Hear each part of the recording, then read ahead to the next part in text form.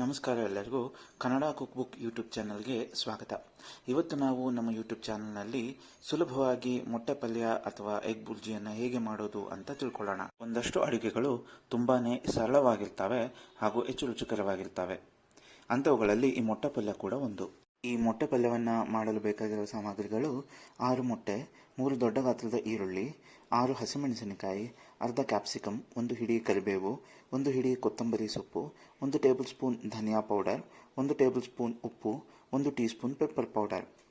ಈಗ ಮಾಡುವ ವಿಧಾನ. ಮೊದಲು ಒಲೆ ಹಚ್ಚಿ ಅದರ ಮೇಲೆ ಒಂದು ದಪ್ಪ ತಳದ ಬಾಣಲೆಯನ್ನಿಟ್ಟು ಅದು ಕಾದ ನಂತರ ಅದಕ್ಕೆ 2 ಟೇಬಲ್ ಸ್ಪೂನ್ ಅಡುಗೆ ಎಣ್ಣೆಯನ್ನು ಸೇರಿಸಿಕೊಳ್ಬೇಕು. ಅಡುಗೆ ಎಣ್ಣೆ ಬಿಸಿಯಾದ ನಂತರ ಅದಕ್ಕೆ ಕರಿಬೇವು ಹಾಗೂ ಹೆಚ್ಚಿಟ್ಕೊಂಡ ಹಸಿಮೆಣಸಿನಕಾಯಿಯನ್ನು ಸೇರಿಸ್ಕೊಳ್ಬೇಕು. ಇವೆರಡನ್ನ ಎಣ್ಣೆಯಲ್ಲಿ ಸ್ವಲ್ಪ ಹೊತ್ತು ಹುರಿದುಕೊಂಡು ಬಾಣಲೆಗೆ ಹೆಚ್ಚಿಟ್ಟುಕೊಂಡ ಈರುಳ್ಳಿಯನ್ನು ಸೇರಿಸಿಕೊಂಡು ಬಾಡಿಸ್ಕೊಳ್ಬೇಕು. ಇಲ್ಲಿ ನಾನು 1 ಮೊಟ್ಟೆಗೆ ಅರ್ಧ ದೊಡ್ಡ ಗಾತ್ರದ ಈರುಳ್ಳಿ ಹಾಗೂ 1 ಹಸಿಮೆಣಸಿನಕಾಯಿಯನ್ನು ತಗೊಂಡಿದ್ದೇನೆ. ಈ ಅಳತೆಯನ್ನು ನೀವು ನೆನಪಲ್ಲಿಟ್ಕೊಳ್ಳಿ. ಈ ಮೇಲಿನ ಎಲ್ಲ ತರಕಾರಿಗಳನ್ನು ತುಂಬಾನೇ ಸಣ್ಣ ಗಾತ್ರಕ್ಕೆ ಹೆಚ್ಚಿಟ್ಕೊಳ್ಬೇಕು. ನೆನ್ಪಿಡಿ, ಗ್ಯಾಸ್ ಫ್ಲೇಮ್ ಹೈನಲ್ಲೇ ಇದೆ.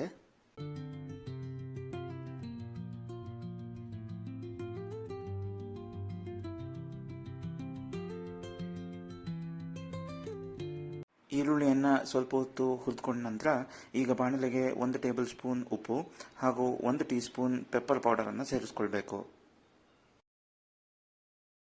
ಈಗ ಉರಿಯನ್ನು ಮೀಡಿಯಂ ಮಾಡಿ ಎಲ್ಲವನ್ನ ಪೂರ್ತಿಯಾಗಿ ಹುರಿದುಕೊಳ್ಳೋಣ.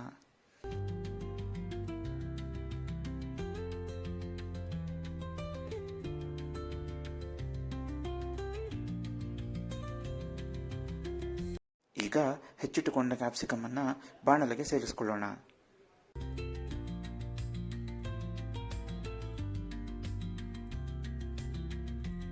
ಈಗ ತರಕಾರಿಗಳೆಲ್ಲವನ್ನ ಸೇರಿಸ್ಕೊಂಡ ಮೇಲೆ ಗ್ಯಾಸ್ ಫ್ಲೇಮನ್ನು ಹೈ ಮಾಡಿ ಕೈ ಬಿಡದಂತೆ ಹುರ್ಕೊಳ್ಳೋಣ.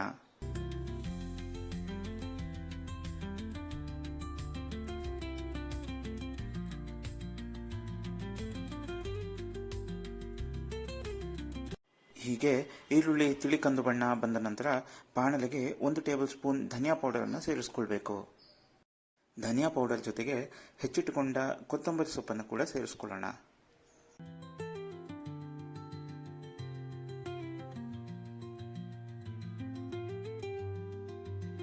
ಇವೆಲ್ಲವನ್ನ ಗ್ಯಾಸ್ ಫ್ಲೇಮ್ ಮೀಡಿಯಂನಲ್ಲಿ ಇಟ್ಟು ಬಾಡಿಸ್ಕೊಳ್ಬೇಕು. ಈಗಲೇ ಪಲ್ಯದ ರುಚಿಯನ್ನು ನೋಡ್ಕೊಳ್ಬೇಕು. ಉಪ್ಪೇನಾದರೂ ಬೇಕು ಅನಿಸಿದ್ರೆ ಈಗ ಉಪ್ಪನ್ನು ಸೇರಿಸ್ಕೊಳ್ಬಹುದು.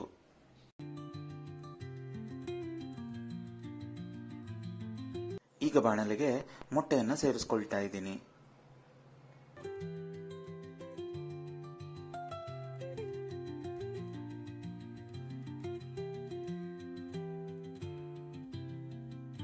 ಮೊಟ್ಟೆಯನ್ನು ಸೇರಿಸಿ ಅದನ್ನು ಕಲಸದೆ ಗ್ಯಾಸ್ ಫ್ಲೇಮನ್ನು ಮೀಡಿಯಂನಲ್ಲಿ ಇಟ್ಟು ಬಾಣಲೆಯ ಮುಚ್ಚಳವನ್ನು ಮುಚ್ಚಿ ಇಡಬೇಕು. ಹೀಗೆ 1 ನಿಮಿಷಗಳಾದ ನಂತರ ಮುಚ್ಚಳವನ್ನು ತೆಗೆದು ಎಲ್ಲವನ್ನ ಪೂರ್ತಿಯಾಗಿ ಕಲಿಸ್ಕೊಳ್ಳೋಣ. ಹೀಗೆ ಮಾಡೋದ್ರಿಂದ ಮೊಟ್ಟೆ ಪಲ್ಯವನ್ನು ತಿನ್ನಬೇಕಾದ್ರೆ ಮೊಟ್ಟೆಯ ಚಿಕ್ಕ ತುಂಡುಗಳು ಬಾಯಿಗೆ ಸಿಗ್ತವೆ. ಇಲ್ಲವಾದರೆ ಮೊಟ್ಟೆ ಪೂರ್ತಿಯಾಗಿ ಈರುಳ್ಳಿ ಜೊತೆ ಸೇರಿ ಹೋಗ್ತವೆ. ಆದ್ರಿಂದ ನಿಮ್ಮ ರುಚಿಯ ಅನುಗುಣವಾಗಿ ನೀವು ಮೊಟ್ಟೆಯನ್ನು ಕಲಿಸ್ಕೊಳ್ಳಿ. ನೆನ್ಪಿಡಿ, ಮೊಟ್ಟೆಯನ್ನು ಸೇರಿಸಿದ ನಂತರ ಗ್ಯಾಸ್ ಫ್ಲೇಮನ್ನು ಮೀಡಿಯಂನಲ್ಲೇ ಇಡಿ. ಹೈ ಫ್ಲೇಮ್ನಲ್ಲಿ ಇಟ್ಟು ಮೊಟ್ಟೆಯನ್ನು ಹುರಿದ್ರೆ ಮೊಟ್ಟೆ ತಳ ಹಿಡಿದು ಸುಟ್ಟ ವಾಸನೆ ಬರಲು ಶುರುವಾಗುತ್ತೆ.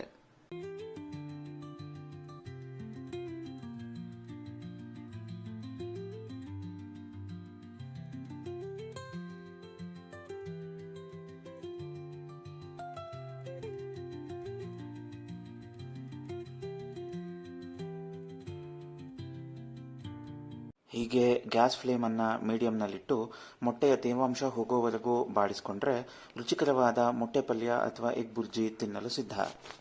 ಇದೇ ರೀತಿಯ ಇಂಟ್ರೆಸ್ಟಿಂಗ್ ರೆಸಿಪಿಗಳಿಗಾಗಿ ಕನ್ನಡ ಕುಕ್ ಬುಕ್ ಯೂಟ್ಯೂಬ್ ಚಾನಲನ್ನು ಸಬ್ಸ್ಕ್ರೈಬ್ ಮಾಡಿಕೊಳ್ಳಿ.